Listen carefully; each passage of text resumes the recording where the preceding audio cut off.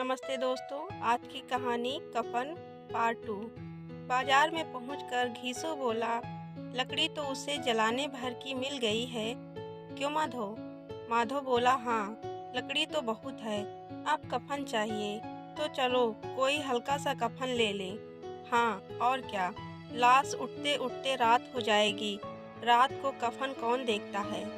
कैसा बुरा रिवाज है कि जिसे जीते जी तन ढकने को चीथड़े भी न मिले, उसे मरने पर नया कफन चाहिए। कफन लाश के साथ जल ही तो जाता है, और क्या रखा रहता है?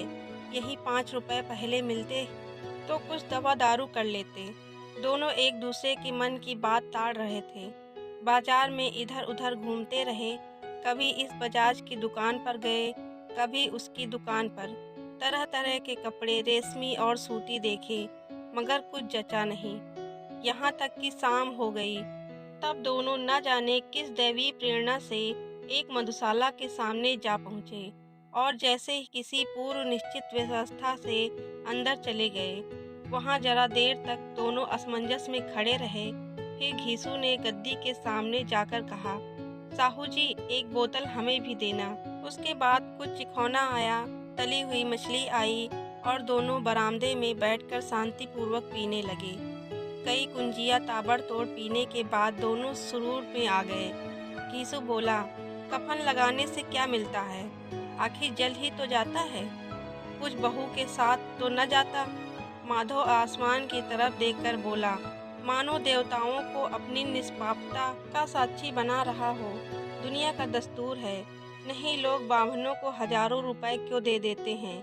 कौन देखता है परलोक में मिलता है या नहीं? बड़े आदमियों के पास धन है, फूंके, हमारे पास फूंकने को क्या है? लेकिन लोगों को जवाब क्या दोगे? लोग पूछेंगे नहीं कफन कहाँ है? घीसू हंसा, अबे कह देंगे कि रुपए कमर से खिसक गए, बहू ढूंढा मिले नहीं। लोगों को विश्वास न आएगा, लेकिन फिर वही रुपए देंगे।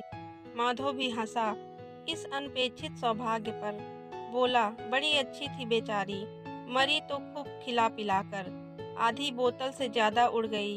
घीसू ने 2 सेर पूड़ियाँ मंगाई, चटनी, अचार, कलेजियाँ।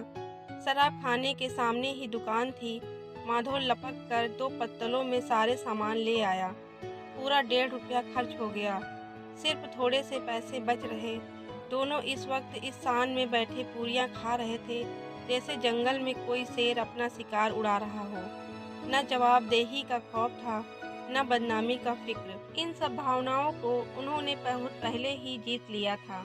घीसू दार्शनिक भाव से बोला, हमारी आत्मा प्रसन्न हो रही है तो क्या उसे पुण्य न होगा? माधव ने श्रद्धा से सिर झुकाकर तस्दीक की, जरूर से जरूर होगा। भगवान तुम अंतर्यामी हो, उसे बैकुंठ ले जाना। हम दोनों हृदय से आशीर्वाद दे रहे हैं। आज जो भोजन मिला वह कभी उम्र भर न मिला था। एक क्षण के बाद माधव के मन में एक शंका जागी। बोला, क्यों दादा, हम लोग भी एक न एक दिन वहां जाएंगे ही। घीसू ने इस भोले भाले सवाल का कुछ उत्तर न दिया। वह परलोक की बातें सोचकर इस आनंद में बाधा न डालना चाहता था। जो वहां हम लोगों से पूछे कि तुमने हमें कफन क्यों नहीं दिया तो क्या कहोगे? कहेंगे तुम्हारा सिर। पूछेगी तो जरूर, तू कैसे जानता है कि उसे कफन न मिलेगा? तू मुझे ऐसा गधा समझता है? 60 साल क्या दुनिया में घास खोदता रहा हूँ, उसको कफन मिलेगा और बहुत अच्छा मिलेगा। माधव को विश्वास न आया। बोला, कौन देगा? रुपए तो हमने चट कर दिए, वह तो मुझसे पूछेगी। उसकी मांग में तो सिंदूर मैंने डाला था। कौन देगा, बताते क्यों नहीं? वही लोग देंगे जिन्होंने अबकी दिया है। हाँ, अबकी रुपए हमारे हाथ न आएंगे। ज्यों-ज्यों अंधेरा बढ़ता था और सितारों की चमक तेज होती थी, मधुशाला की रोशनी भी बढ़ती जाती थी। कोई गाता था, कोई डींग मारता था, कोई अपने सगी के गले में लिपटा जाता था, कोई अपने दोस्त के मुंह में कुल्हड़ लगाए देता था। वहाँ के वातावरण में सरूर था, हवा में नशा। कितने तो यहाँ आकर एक चुल्लू में मस्त हो जाते थे। शराब से ज्यादा यहाँ की हवा उन पर नशा करती थी। जीवन की बाधाएं यहाँ खींच लाती थीं और कुछ देर के लिए यह भूल जाते थे कि वे जीते हैं या मरते हैं। या ना जीते हैं ना मरते हैं। और यह दोनों बाप बेटे अब भी मज़े ले लेकर चुस्कियाँ ले रहे थे। सबकी निगाहें उनकी ओर थमी हुई थी। दोनों कितने भाग्य के बली हैं। पूरी बोतल बीच में है। भरपेट खाकर माधव ने बची हुई पूरियों का पत्तल उठाकर एक भिखारी को दे दिया, जो खड़ा उनकी ओर भूखी आंखों से देख रहा था और देने के गौरव, आनंद और उल्लास का अपने जीवन में पहली बार अनुभव किया। कीसू ने कहा, ले जा, खूब खा और आशीर्वाद दे। जिसकी कमाई है वह तो मर गई, मगर तेरा आशीर्वाद उसे जरूर पहुँचेगा। रोए रोए उसे आशीर्वाद दो, बड़ी गाढ़ी कमाई के पैसे हैं। माधव ने फिर आसमान की तरफ देखकर कहा, वह बैकुंठ में जाएगी दादा, बैकुंठ की रानी बनेगी। कीसू खड़ा हो गया और जैसे उल्लास की लहरों में तैरता हुआ बोला, हाँ बेटा, बैकुंठ में जाएगी। किसी को सताया नहीं, किसी को दबाया नहीं, मरते मरते हमारी जिंदगी की सबसे बड़ी लालसा पूरी कर गई। वह न बैकुंठ जाएगी तो क्या ये मोटे मोटे लोग जाएंगे, जो गरीबों को दोनों हाथों से लूटते हैं और अपने पाप को धोने के लिए गंगा में नहाते हैं और मंदिरों में जल चढ़ाते हैं। श्रद्धालुता का यह रंग तुरंत ही बदल गया।